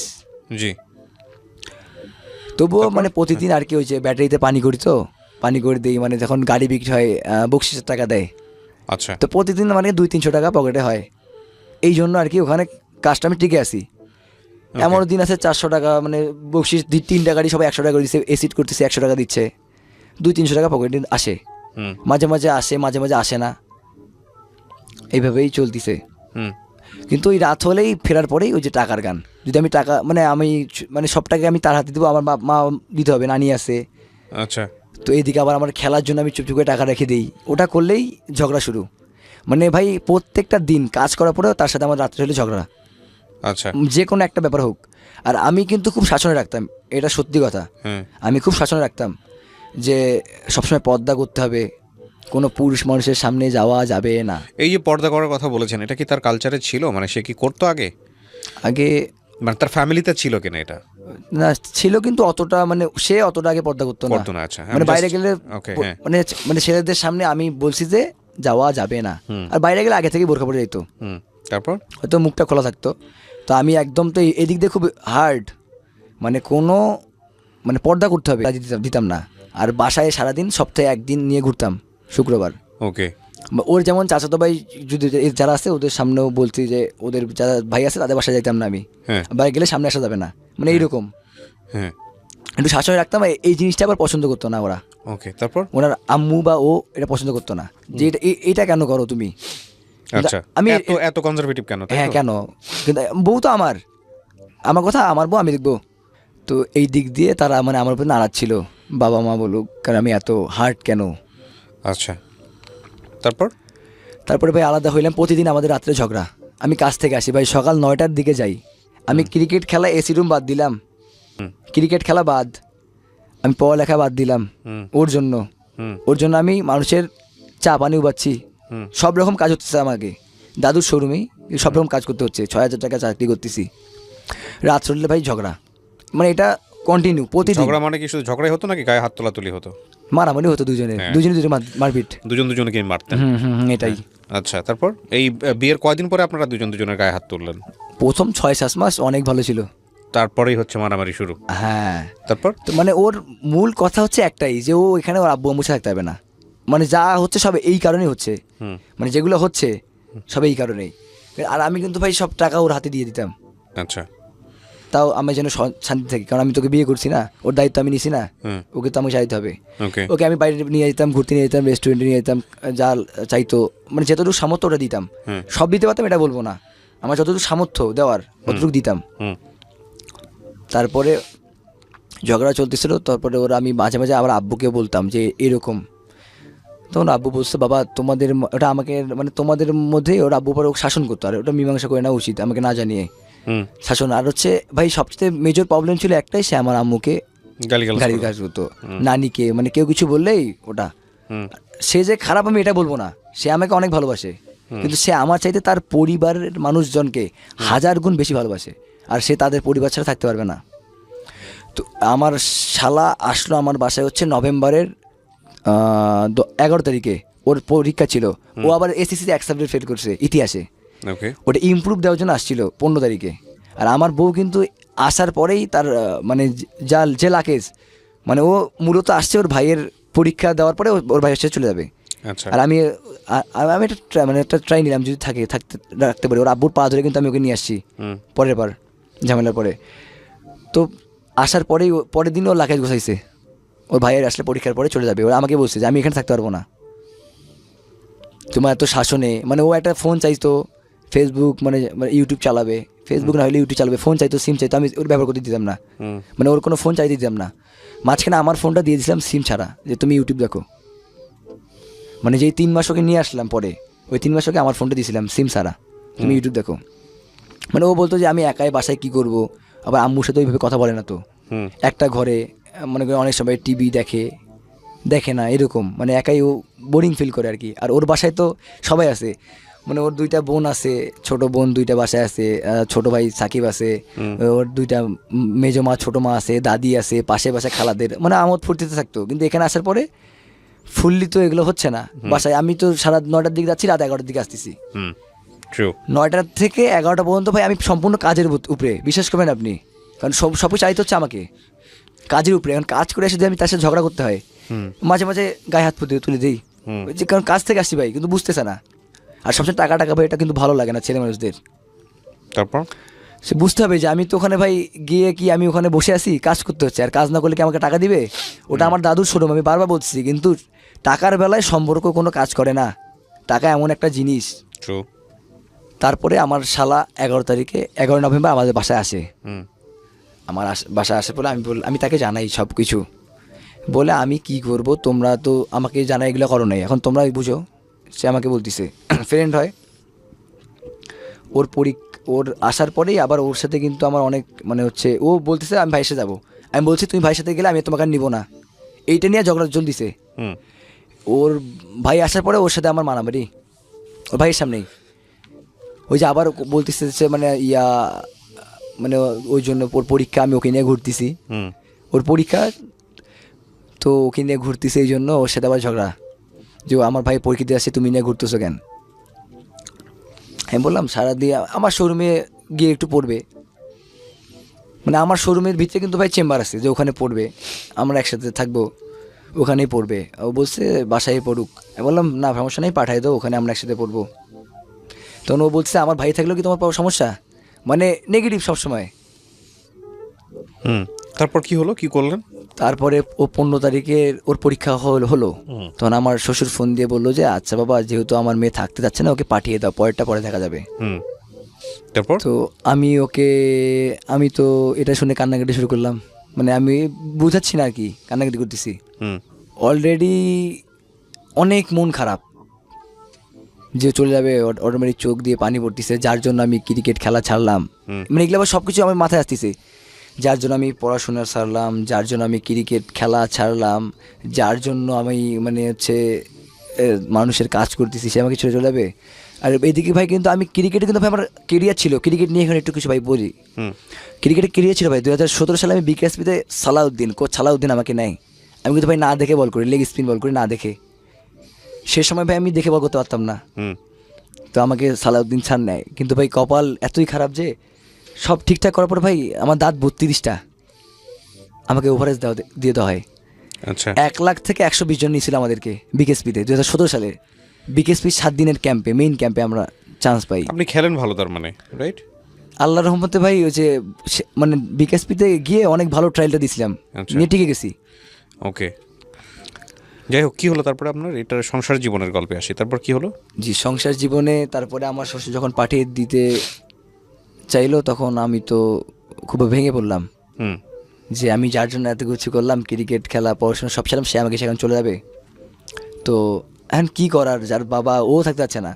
আমি বললাম তুমি চলে গেলে কিন্তু আমি তোমাকে নিব না, তুমি ভাবো। আমি এইটা বলে ভয় দেখাচ্ছি, বলে আমি আমার আব্বু আম্মুর সাথে থাকতে পারবো না। আর তো মানে আর ও একটা কথা বারবার বলে, তুমি ঢাকায় বাড়ি না আমি থাকবো, তুমি অন্য জায়গায় ভাড়া না আমি থাকবো, তোমার মায়ের সাথে তোমার থাকবো বাবা না। মায়ের সাথে থাকবো না? আচ্ছা, ওকে। আর আমি বলি যে আমার মায়ের জন্মদাতা মা, আমি ওনার কারণে পৃথিবী দেখছি, বাপ মায়ের সাথে থাকতে পারবো না।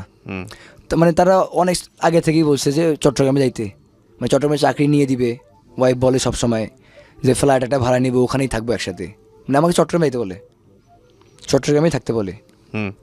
ওয়াইফ সবসময় এই অফারটা দেয় আর কি, যে চট্টগ্রামে একটা বাড়ি ভাড়া নিয়ে ওখানে তোমার একটা চাকরি নিয়ে দিচ্ছে, ওখানে তুমি থাকো, ওকে আমরা থাকি, তো আসবো তোমার আব্বু এখানে আমরা বছরে 1-2 মাসে থাকবো, তুমি টাকা পাঠাবো তোমার আব্বু আম্মুকে। আমি বলি, কিন্তু আমি বলি আমি আমার আব্বু আম্মুর সাথে থাকতে পারবো, যাইতে পারবো না। তখন বলে আমিও আমার আব্বু আম্মুর সাথে থাকতে পারবো না, তখন আমাকে সে বলে। তারপরে পরীক্ষা শেষ হওয়ার পরেই আমি রাগারাগি করে, তুমি তোমার ভাইয়ের সাথে যাবো, এটা শিওর? আমি বলতেছি ওকে, বলে হ্যাঁ আমি যাব। বলি আচ্ছা ঠিক আছে, তাইলে তুমি তোমাকে আর থাকতে হবে না একদিনও, তুমি এখনই চলে যাও। এদিকে ভাই বলতেছি, আর এদিকে কিন্তু শুয়ে কান্না করতেছি, মানে আমি নিতে পারছি না। মানে এই যখন চলে যাবে, তো যখন বাসে আমি ওকে দুজনকে নিয়ে শ্যামলী বাসে টিকিট কেটে দিলাম। জি, তারপর কেটে দেওয়ার পরে ওদের বাস 5টা 30 ছাড়লো ঢাকা বাস স্ট্যান্ড রংপুর থেকে, মানে coach stand Dhaka bus stand Rangpur. Okay, ওখান থেকে উঠাই দেওয়ার পর আমি ওদের সাথে যাচ্ছি মডার্ন পর্যন্ত। আমার চোখ আমি পানি আটকে রাখতে পারছি না, মানে আমি অনেক শেষ টাইমে আর তার সাথে আমি কোনো কথা বলার সুযোগ পাইনি, মানে আমার বোবা হয়ে গেছে, আমি ভিতর থেকে কোনো কথা আসতেছে না। ও যে চলে যাচ্ছে একবার, এটা কি আপনি জানতেন? হ্যাঁ, সব তো বলতেছেই, ও আর ফিরবে না, থাকবে না, এরকম একটা ওরা অবস্থা? ও আমাকে আগেই বলে দিচ্ছে সব। আচ্ছা, তারপর? সে যাচ্ছে, মানে আমি ওর সাথে বাসে লাস্ট টাইমে কোনো কথা বলতে পারিনি, মানে অলরেডি বোবার মতো হয়ে গেছি, কোনো কথা আসতেছে না, মানে শুধু চোখ দিয়ে পানি পড়তেছে। তো আমি যখন মডার্নে যখন ভাই আমি নামলাম, ওকে ছুঁয়ে যখন চলে যায়, আমার বিশ্বাস করবেন না আপনি, মানে আমার কলিজাটা ফাটে যাচ্ছে। মানে সে চলে যাচ্ছে, এখন যে চলে যেতে চায় তাকে তো জোর করে রাখা সম্ভব না। তাকে আমি ভাই ভালোবাসি বিথাই কিন্তু এই সব করছি, আমি তার কথা মতো চলে যাওয়ার, সে 15 নভেম্বর চলে গেছে। যাওয়ার পরে আমি ফোন একবার কি 2বার শুধু কথা হয়েছে, মানে ওই যে টাকা চাইছে, যে তুমি আমাকে টাকা দিতে চাইছিলা, যাওয়ার আগে কিছু টাকা দিতে চাইছিলাম, তো ওই টাকা দিয়ে নাকি ফোন কিনছে। ও ফোন কিনছে, আগের সিমটা চালু করছে, এই জন্য আমি ওকে আন্টিকে ফোন দিলাম, ওর আন্টিকে, যে আন্টি দেখেন ও তো আমার ওয়াইফ, এখনও কিন্তু আমাদের মধ্যে কিছু হয়নি, ও ফোন কিনলো, সিম ব্যবহার করছে আগেরটা, আসলে কি আমি কিছু বুঝতেছি না, ও কি সংসার করার ইচ্ছা নাই? মানে ওর আম্মুকে ফোন দিচ্ছি, ওর আব্বুকে ফোন দিলে বলতেছে যে আমি ব্যস্ত, পরে ফোন দিব, পরে ওর আব্বু কোনো ফোন দেয়নি আমাকে। ওর আম্মুকে ফোন দিলেও মানে উল্টাপাল্টা কথা। মানে এমনিতে অনেক ভালো বসছে, কারণ মেয়ে যখন বসছি যে ওনারা ছেলের সামনে মারধর করছি, তো এখন মেয়েকে যেহেতু করছি, তো সেক্ষেত্রে একটু রাগ হওয়ার কথাই। তো যাওয়ার পরে আমি আন্টিকে এগুলো বলি, বিচার দিই যে ও নতুন ফোন কিনলো, সিম ব্যবহার করতেছে, ও তো আমার ওয়াইফ, তো আমাকে সাথে তো এখন কিছু হয়নি, তো এগুলো করা তো ঠিক হচ্ছে না, তার উচিত হচ্ছে না। তারপর আমি চট্টগ্রামে এই যে ডিসেম্বরের 22 তারিখে আমি চট্টগ্রামে যাই খেলতে, quality school of T20 tournament. আমি ঢাকার আইডিয়াল ক্রিকেট একাডেমি হয়ে খেললাম। তো আমি চট্টগ্রামে গেছি, ওদের বাসা থেকে কোনো রেসপন্স নেই, আমাকে কেউ একটাবার ডাকিনি। আমি আচ্ছা। চট্টগ্রামে গেছি, ওর ভাই বলেন ও বা ওর আম্মু ওর আব্বু, কিন্তু ওর হচ্ছে আব্বুর বোন আমাকে ফোন দেয়, ওর পাশে বাসা, যে বাবা তুমি চট্টগ্রামে আসো বাসায়, এখানে আসবা না? যে আন্টি আমাকে তো কেউ ডাকেনি, আমি কেন যাব? আর ওর একটা বোন আছে চট্টগ্রাম শহরে থাকে, ওটা আন্টির মেয়ে, ওর আব্বুর বোনের মেয়ে, ও অনেকবার ডাকছে। এই দুজন ব্যতীত আমাকে আর কেউ ডাকেনি চট্টগ্রামে যাওয়ার পরে। তো আমি হচ্ছে এই যে 1 তারিখে 12টার দিকে SMS দিই, হুম মানে নতুন বছরের অনেক অনেক শুভেচ্ছা রইল, এইটাবে SMS দেই যে আমি যদি তোমাকে সাথে ভুল কিছু করে থাকি তাহলে আমাকে ক্ষমা করে দিও। এই যে কয়দিন আগে? মানে এই 1 তারিখে 12টার দিকে, হুম মানে 31st নাইটের রাত্রে 12টার দিকে, ক্ষমা করে দিও আমাকে যদি তোমার কাছে ভুল কিছু করে থাকি। আর আমি অর্থাৎ তুমি তোমার মতো ভালো থাকো সারা জীবন, এটা SMS দিছি। হুম। কারণ তার সাথে আমার বর্তমানে কোনো যোগাযোগ নেই। আপনাদের মানে সিদ্ধান্ত কি ডিভোর্সের দিকে যাচ্ছে, নাকি আলটিমেটলি ডিভোর্স দিয়ে ফেলেছেন, নাকি আমি তো এরকম? ওকে ছাড়ার জন্য বিয়ে করিনি ভাই। আপনি ওকে এখনো লাভ করেন? আমি, হ্যাঁ অবশ্যই। ওর কন্ডিশনটা কি? ওর কন্ডিশন বলতে ও আমার আম্মুর সাথে থাকবে না, আর ওর দ্বিতীয় কথা, ও আব্বু আম্মুকে ছাড়াও থাকতে পারবে না। আর যদি ঢাকায় নিয়ে থাকি তো ও থাকবে, মানে ওরা আমার আম্মুর সাথে থাকবে না। আচ্ছা, প্রথম কথা হচ্ছে যে আপনি গল্পটা কেন বললেন আমাদের এখানে রেডিওতে এসে? আমি বললাম যে আমি মানে আমি যেন এইটাই উদ্দেশ্য আমার বলার, যে আর কোনো ছেলে যেন অল্প বয়সে বিয়ে না করে। মানে আমি আমার জীবনে যতটুকু কষ্ট পাইছি, রাজারহালে ছিলাম, বাবা মা আমাকে রাজারহালে মানুষ করছে, মানে আমাকে কোনো কষ্ট পাইতে দেয় নাই। নিজে না খাইলে আমাকে হয়েছে, আমাকে দামি দামি ড্রেস দিয়েছে, জুতা কিনে দিয়েছে আমার বাবা, কষ্ট করে মানুষ করছে আমাকে। কিন্তু আমি বিয়ে করার পরে আমি বাস্তবটা বুঝতে পারতেছি, আমি মানুষের 6,000 টাকা বেতনে কাজ করছি, আর আমি যেই আমি 6,000 টাকা 2 দিনে উড়াইতাম, সে আমি মাস 30 দিন কাজ করে 6,000 টাকা পাই। সকাল 9টা থেকে রাত 11টা পর্যন্ত ভাই কন্টিনিউ আমাকে কাজ করতে হয়। আমি তার জন্য তাকে ভালোবেসে করছি, তার জন্য আমি তাকে রাখার জন্য সর্বোচ্চ চেষ্টা করছি, কিন্তু ভাই আমি পারি নাই। এখানে আমার যে প্রশ্নটা আপনার প্রতি, সেটা হচ্ছে আপনি অল্প বয়সে বিয়ে করেছেন, এটা আপনার রিয়েলাইজেশন যে ঠিক আছে কাজটা আপনার ঠিক হয়নি। জি। আপনি যেটা বলছেন সেই রিয়েলাইজেশনের জায়গায় আমি একটু পরে আসি। তার আগে আমি আপনাকে বলি, সেটা হচ্ছে আপনার ওয়াইফের যাকে আপনি বিয়ে করেছেন সে তো আপনার সমবয়সী না, নাকি ছোট? আমার থেকে 2 বছর ছোট। 2 বছরের ছোট। তো ওর জায়গা থেকে 18 বছর যদি বয়স হয় ওর একটা হোম সিকনেস থাকবে। ও আপনাকে লাভ করে এরকম একটা জায়গায় চলে আসছে, সেখানে মানিয়ে নেওয়ার একটা বিষয় আছে। আপনারা সংসার করলেন কতদিন?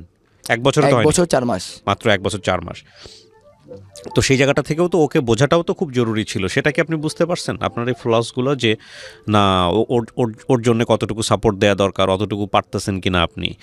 প্লাস হচ্ছে হলো, কারণ মেয়েরা বিয়ে হওয়ার পর তো তার নিজের একটা জগৎ তৈরি করার চেষ্টা করে, সেই জগতে কারো এন্ট্রান্স নাই, সেই জগৎটা নিজের মতো, সেই সংসারটা নিজের মতো। আপনার বাবা তো চেষ্টাও করছিলেন আপনার ক্ষেত্রে যে না ঠিক আছে তোমরা আলাদা থাকো, নিজের সংসার করে নাও। জি। তারপরেও কি সমস্যা ছিল, মানে কি কারণে ঝামেলাটা হলো? মায়ের শুধুমাত্র মাকে ইস্যু করে? মাকে ইস্যু করে, আর মানে একটাই কারণ, ও থাকতে পারবে না এত দূরে ওর আব্বু আম্মু ছাড়া। তো ঠিক আছে থাকেন আপনি, ওকে স্পেস দেন, ও চিটাগাংয়ে থাকুক কিছুদিন, একটু অ্যাডজাস্ট করতে তো সময় লাগবেই।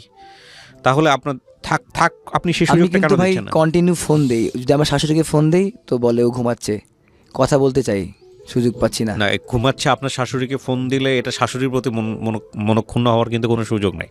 দেখেন আপনার বয়সটা 20-21 বছর এখন, না? আপনি আরও যখন সময় যাবে তখন আপনি বুঝতে পারবেন যে এই ঘটনাগুলো কেন ঘটে।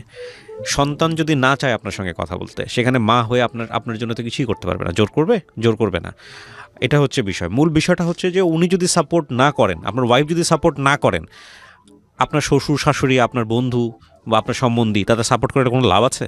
লাভ নেই। না। তো বিষয়টা তো আপনার ওয়াইফের কাছ থেকে আসতে হবে। এখন কিন্তু ভাই সে তো আমার বিবাহিত ওয়াইফ, সে তো স্টিল তার সে আপনার এখন। বিবাহিত ওয়াইফ। তো আপনি জি। জান নাই কেন আপনার ওয়াইফ চলে যাওয়ার পর আপনি জান নাই কেন আপনি শ্বশুর বাড়িতে? জি।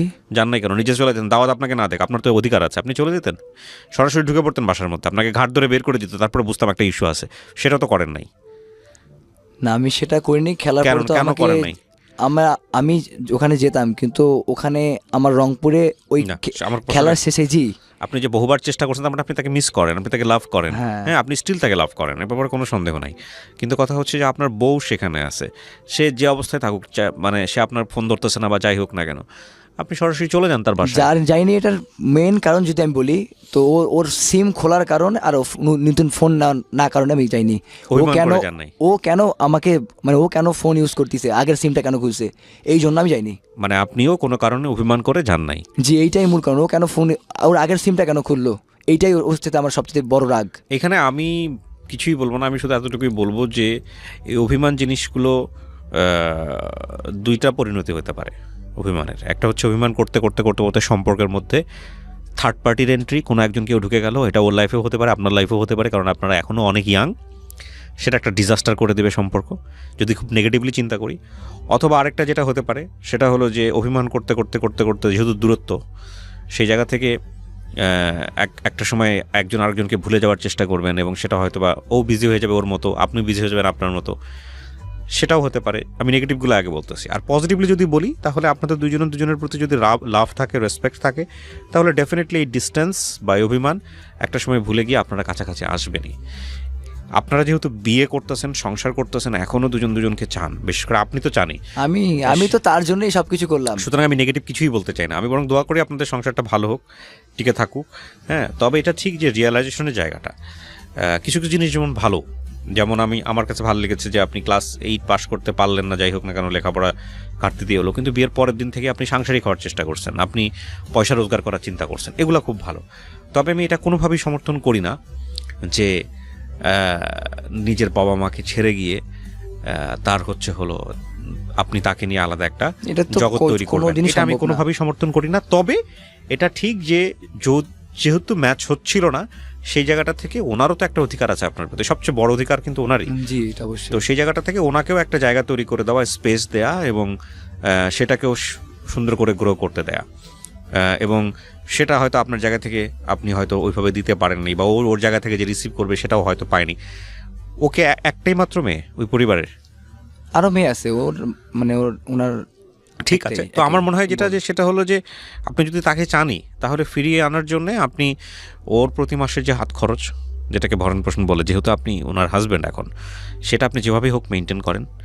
1, 2 নম্বর হচ্ছে যে মানুষের মধ্যে যদি খারাপ জিনিস আপনি দেখতে চান, ধরেন কোনো একটা বন্ধুর হোক বা আপনার চারপাশের মানুষের হোক, আপনি যদি খারাপ জিনিস দেখতে চান, তো আমাদের ব্রেনের একটা সায়েন্টিফিক সিস্টেম হলো আপনার সামনে শুধু খারাপ জিনিস এনেই দিবে। ফেসবুক একটা ইন্টারেস্টিং বিষয় দেখবেন যে ফেসবুকে আপনি কোনো কিছু সার্চ করলে, বা গুগলে কোনো কিছু সার্চ করলে, ইউটিউবে সার্চ করলে, আপনার হোম পেজে যখন ঢুকবেন ওই জাতীয় কন্টেন্ট দিয়ে রাখে আপনাকে। হ্যাঁ, যে না তুমি যেহেতু এগুলো দেখতে পছন্দ করো, তোমাকে আমি এগুলোই দিচ্ছি, দেখো, বেশি বেশি করে দেখো। তো ব্রেনটাও খুব ইন্টারেস্টিং এই জায়গাটা। আপনি যা চিন্তা করবেন উল্টাপাল্টা, ওই উল্টাপাল্টা জিনিসগুলো আপনার লাইফে বেশি বেশি আসতে থাকবে। তো আপনি যদি আপনার ওয়াইফের 100টা দোষ খুঁজতে থাকেন, আপনার 100টা না, আপনার ব্রেন আপনার সামনে 1000টা হাজির করবে। আর আপনি যদি মনে করেন যে না, এই মানুষটা আপনার জন্য খুব ভালো, আমি তার ভালো জিনিসগুলো চিন্তা করব, ভালো জিনিসগুলো খুঁজবো, আপনি খুঁজতে থাকবেন, এবং দেখবেন যে মানুষটার প্রতি আপনার অনেক সহমর্মিতা আসবে। তো দিন শেষে আসলে কেউই পারফেক্ট না, আপনিও পারফেক্ট না, সেও পারফেক্ট না। যেহেতু বিয়ে শাদী করে ফেলছেন, সংসার করেন ভালো করে, এটা হচ্ছে বিষয়। আর ভাই আপনি যেটা বললেন যে মানে ওর ভরণ পোষণের, যদি সে অবশ্যই আমার কথা মতো চলে, নামাজ কালাম পড়ে, আমার অনুমতি নিয়ে বাইরে যায়। আপনি নামাজ পড়েন? জি, আপনি পড়েন না তো, আপনি পড়েন না। এই যে জিনিসটা, এটা কেন করেন আপনি? এই যে আমাদের একটা পুরুষতান্ত্রিক ভয়ঙ্কর রকম মানসিকতা আছে। আমি বলতেছি না যে আপনি আপনার ওয়াইফকে নামাজ পড়ার জন্য জোর জবরদস্তি করতেছেন, সেটা খারাপ কাজ, আমি এটা বলতেছি না, এটা আপনার অধিকার আছে। কিন্তু ও তো আপনাকে একটা কোশ্চেন করতে পারে যে তুমি তো নামাজ পড়ো না, তুমি যে এত বেশি আমাকে জোর দিচ্ছ, তুমি তো নামাজ পড়ো না, তুমি নামাজ না পড়ে তাহলে তুমি আমার ব্যাপারে এতটা রুডো কেন হচ্ছে? তখন কিন্তু কোনো অ্যান্সার থাকে না। সুতরাং আপনার নিজেও তো এটা ধর্মকর্ম ঠিক মতো পালন করা উচিত, তাই না? আপনি বিয়ে করলেন মানে হচ্ছে পরের দিন থেকে আপনি অধিকার ফলাতে যাচ্ছেন, সেটা যে কোনো জায়গা থেকে, হ্যাঁ ঠিক আছে, পারফেক্টলি আপনি অধিকার ফলাতে পারেন, কিন্তু সেই প্র্যাকটিস যদি আপনার মধ্যেও না থাকে, মানে আপনি যেমন ইচ্ছা আপনি মেয়েদের সঙ্গে কথা বললেন, যেমন ইচ্ছা আপনি বন্ধুদের সঙ্গে ঘুরলেন, অথচ তার বান্ধবীর সঙ্গে আপনি তাকে কথা বলতে দিচ্ছেন না। আমি একটা এক্সাম্পল দিচ্ছি, তার ফ্রেন্ড সার্কেলের সঙ্গে সে মিশতে পারতেছে না, সে একটা বন্দি জীবন কাটাচ্ছে, এটা তো আপনি পারবেন না। মানে যেটা আপনি প্র্যাকটিস করতে পারেন না, সেটা আপনি সে কি কেনা গোলাম নাকি? আপনি তাকে জোর করে কেন চাপাতে যাবেন? হ্যাঁ, আপনিও প্র্যাকটিস করেন, আপনিও ওগুলো প্র্যাকটিস করেন, তাকে দেখান যে না, আমি তোমার কাছ থেকে চাচ্ছি, এই কারণে চাচ্ছি যে আমিও তোমার মতো সেরকম একজন মানুষ, তুমিও আমার মতো একজন মানুষ হওয়ার চেষ্টা করো, ঠিক আছে, পারফেক্টলি ওকে।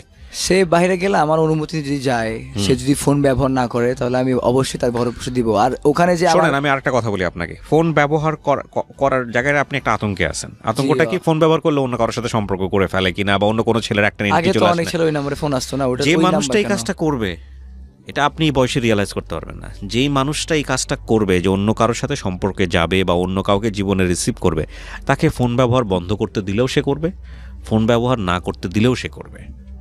ফ্যাক্টটা হচ্ছে এটা। বরং যদি আপনি তাকে লাভ করেন, আরও বেশি ওপেন করে দেন, তোমাকে আমি বিশ্বাস করি, তোমার প্রতি আমার আস্থা আছে, ওই আস্থার যদি মূল্য থাকে তো ঠিক আছে, তুমি থাকবা আমার সাথে, আর যদি মূল্য না থাকে তাহলে তুমি আমার লাইফে থাকবা না, এটাই স্বাভাবিক। দেখেন, আমি মনে করি যে আপনাদের জায়গাটা অনেক বেশি নতুন, মাত্র 1 থেকে 1.5 বছর, 1 থেকে 1.5 বছরের সংসার জীবনে এগুলো কিছুই না, একদম এন্ট্রি পর্যায়ে। আর আপনার যেহেতু বয়স একেবারেই টিনেজ, সেই জায়গা থেকে আপনি রিয়ালাইজই করতে পারবেন না যে আপনি আসলে যেগুলো করতেছেন সেগুলো আসলে পারফেক্টলি ওকে না, সেটার জন্য আপনাকে আরও অনেক সময় পার করতে হবে। তবে হ্যাঁ, যেহেতু আপনারা দুজনকে লাভ করেন, আপনার বাপ মারা খুব ওয়াইজলি ডিসিশন নিছে, এ ব্যাপারে কোনো সন্দেহ নাই, এবং সেই জায়গাটা থেকে সংসারটাকে সামনের দিকে নিয়ে যাওয়াটাই উচিত। সেটা আমার ক্ষেত্রে উচিত। আর ভরণ পোষণ দেওয়ার ব্যাপারে আপনি যেটা বললেন যে এটা করলে ভরণ পোষণ দেবো, ওটা করলে ভরণ পোষণ দেবো না, এই জাতীয় জিনিস ইসলামেও সাপোর্ট করে না। আপনি যদি ধর্মীয় অনুসারেও যান, স্ত্রী মানে হচ্ছে আপনার তাকে ভরণ পোষণ দিতে হবে। এবং তালাকের ব্যাপারেও একটা কথা বলা হয়েছে, কথা আমার সাথে সে বলে না, কথা বলে না, আপনি যেভাবে হোক তাকে পৌঁছানোর চেষ্টা করেন। আপনি যেসব জিনিস চাচ্ছেন ইসলামিক কায়দায়, ফাইন, আপনি আলহামদুলিল্লাহ চাচ্ছেন, কিন্তু নিজের জন্য ওগুলো প্র্যাকটিস করেন। আপনি নিজে একক তো নামাজ পড়বেন না, আপনি জোর করে আপনার ওয়াইফকে যখন বলতে যাবেন তখন তো সে গার্ডস পেয়ে যাবে, তুমি তো পড়ো না, তুমি আমাকে কেন বলতে আসতেছো, আমি কি বোঝাতে পারতেছি আপনাকে? সো যে জিনিস আপনি প্র্যাকটিস করেন না, আপনি কেন করেন না, সেই জবাবটা আপনি কি দিবেন তাকে? তখন আপনি বলতে পারবেন যে আমার না পড়লেও হবে, আল্লাহ মাফ করে দিয়েছে, আমাকে বলতে পারবেন? সো সুতরাং সেও তো আপনাকে প্রশ্ন করতে পারে। তো এটাই বলতেছি, মানে আপনি বলবেন যে আমি তোমার হাজব্যান্ড, সুতরাং তোমার আমার সমস্ত কথা শুনতে হবে, শুনতে তুমি বাধ্য। একইভাবে স্ত্রীর অধিকার বলেও তো ইসলামে অনেক অধিকার দেওয়া আছে, সেগুলো আপনি কতটুকু পালন করছেন? জিনিসটা তো ভাইস ভার্সা, দ্বিপাক্ষিক।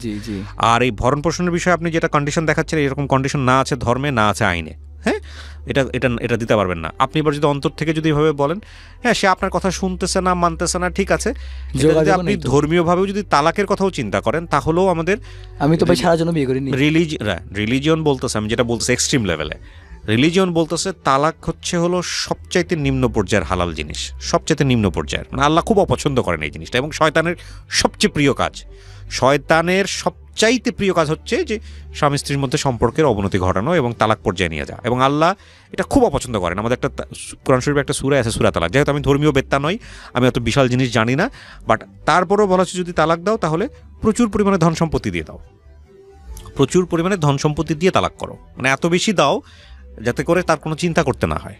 এবং আমাদের ধর্মটা এতটা এনরিচ, এতটা সমৃদ্ধ, এতটা সায়েন্টিফিক, সেখানে আপনি ভরণ পোষণের জায়গাটা আপনি কন্ডিশন দিতেছেন, সবটা একপাক্ষিক হয়ে যাচ্ছে বিষয়টা। হ্যাঁ, তো আমার মনে হয় যে ঠিক আছে, ডিস্টেন্সটা খুব ভালো হয়েছে। এখন আপনি একটু ঠান্ডা মাথায় আপনার জায়গা থেকে চিন্তা করেন যে আসলেই আপনি তাকে চান কিনা। আর কখনোই আমি তাকে চাচ্ছি ভাই, সে আমাকে চাচ্ছে। শুধু চাওয়া মানেটা অন্তর থেকে চাওয়া না, চাওয়া মানে হচ্ছে প্র্যাকটিসের মধ্যে চাওয়া মানে হচ্ছে যে সে যে জায়গাগুলোতে আপনি কম্প্রোমাইজ করতে পারবেন না, ধরেন সে তার আপনার মাকে নিয়ে যে সমস্যাটা হয়েছে, বউ শাশুড়ির সমস্যাটা, সেটা হয়তো আপনি মিটিগেট করতে পারবেন না, সেটা হয়তো আপনি ঠিক করতে পারবেন। আমি ওর বাসায়, কিন্তু আপনাকে নিয়েও অনেক সমস্যা তার ছিল, যেগুলো আপনি হয়তো বা জানেন। গল্পটা আপনি বলতে যখন গেছেন তখন গল্পটা একপাক্ষিক বলা, সে থাকলে সে আপনার সম্পর্কে 100টা কমপ্লেইন করতো, অবশ্যই করতো না? অবশ্যই। তো আমার জায়গা থেকে আপনি যদি তাকে লাভ করেন, আপনি সেই জায়গাগুলো কারেকশন করেন। কখনোই একটা মানুষের কাছ থেকে অতটুকু এক্সপেক্ট করা উচিত না যতটুকু আপনি তাকে দিতে না পারবেন। আমি তাকে বাসায় রাখতে, মানে সম্পর্ক থাকা অবস্থায় আমি তাকে বাসায় রাখবো না ভাই, সে আমার ওয়াইফ, ওইভাবে রাখতে পারবো না। যদি ওকে চলে আসতে হবে। কেন? আমি ওকে বিয়ে করা বউ না আমার, ওইভাবে ওখানে যে যা মন চাই করে বেড়াবো, ওটা হবে না। না, ওইটা হবে না, ঠিক আছে, কিন্তু আপনার কাছ থেকে তো গেছে, আপনি গিয়ে নিয়ে আসেন, ওকে চলে আসতে হবে, এই টেন্ডেন্সি থেকে বের হন। এই যে বিয়ে করা বউ, এই যে দেখেন, আমি আপনার একটা কথা বলি, দেখেন এই যে চিন্তা ভাবনাটা, এটা আসলে ওর চিন্তা না, কিন্তু এটা কিন্তু আমাদের পুরুষতান্ত্রিক সমাজের একটা ভয়ঙ্কর রকম বাজে চিন্তা। এই যে বিয়ে করা বউ মানেই হচ্ছে ভয়ঙ্কর রকমভাবে তার উপর আপনার একটা অধিকার চর্চা করবেন, আপনি করতে হবে, এটা করতে হবে, ওটা করতে হবে, এটা কেন? এই চিন্তা থেকে আমরা বেরোতে হবে। সে তো মানুষ, ওর জন্য কাজ করতে হবে, ওকে খাওয়াতে হচ্ছে, ওটা করতে হবেই, ওটাও আমাদের। আপনার খাওয়াচ্ছেন এই কারণে সে আপনার কথা শুনবে শুধু খাওয়ার জন্য? একটা মেয়েকে একটা সংসারে শুধু ক্রিকেট ছাড়ছি, ওর জন্য পড়ালেখা ছাড়ছি, ওর জন্য সকাল 9টা থেকে রাত 11টা পর্যন্ত। আপনি ওর জন্য ছাড়েন নাই, আপনি আপনার জন্য ছাড়ছেন। এই জায়গাটা একটা চিন্তাটা ভুল। আপনি আপনার জন্য ছাড়ছেন, চিন্তাটা ভুল। এই ভুলের জায়গাগুলো যদি আপনি অ্যাকসেপ্ট করতে না পারেন, জীবনে কিন্তু চেঞ্জ আসবে না। কি নাম বললেন আপনার? সাইদ বিন সিমান। সাইদ, এটা আপনি আপনার জন্য ছাড়ছেন, আপনি ওর জন্য ছাড়েন নাই। আমি আপনাকে বোঝাচ্ছি কিভাবে আপনি আপনার জন্য ছাড়ছেন। আপনি একটা মেয়েকে লাভ করছেন, আপনার মতো করে প্রেম করছেন, আপনার মতো করে ভালোবাসছেন। যখন মনে হয়েছে এই মেয়েটাকে ছাড়া আপনি বাঁচবেন না, ওকে খুব ডেসপারেটলি আপনার বাসায় নিয়ে এসে পরিবারের সামনে বলছেন যে ওকে আমার সাথে বিয়ে দিতে হবে। এগুলো আপনি আপনার জন্যই করছেন, ওর জন্য করেন না। এই জায়গায় যদি অন্য একটা নতুন আননোন মেয়ে থেকে বলতো যে আমাকে তুমি বিয়ে করতেন? না। তাহলে এটা আপনি আপনার জন্য করছেন, বিকজ আপনার ভিতরের অনুভূতিগুলোকে নিবারণ করার জন্য আপনি এটা করছেন। বুঝতে পারছি। ক্রিকেট আপনি ওর জন্য ছাড়েন নাই, ক্রিকেট আপনি আপনার জন্য ছাড়ছেন। ক্রিকেট খেলা আমি ভাই আমার এটা আমি কখনোই না আমি আমার না, জন্য আপনার জন্য ছাড়তে আমি পারি বলি না। It's win win situation.